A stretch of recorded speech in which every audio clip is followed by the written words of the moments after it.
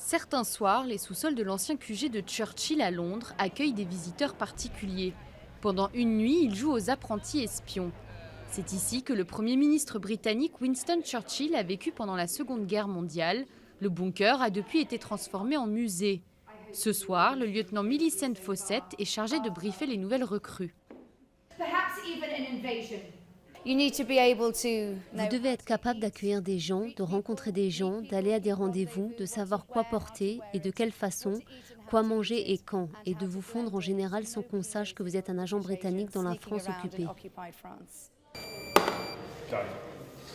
Les visiteurs ont 3 tâches à accomplir: désactiver un engin explosif, localiser des micros cachés et percer des codes secrets.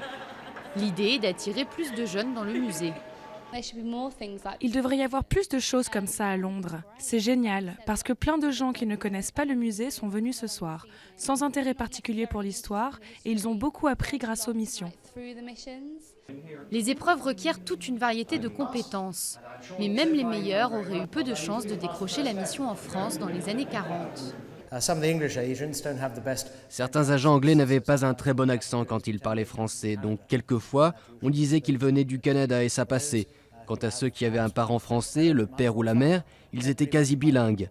Donc ils allaient sur le terrain et à ce moment, on leur disait félicitations, mais aussi bonne chance. En quelques heures, certains visiteurs commencent à prendre leur rôle très sérieusement. On se sent un peu comme des espions. Oui, c'est ça. Peut-être que nous faisons partie des services secrets. C'est ça, peut-être que nous sommes des espions désormais. Et ça ne se voit même pas, tellement on est bon.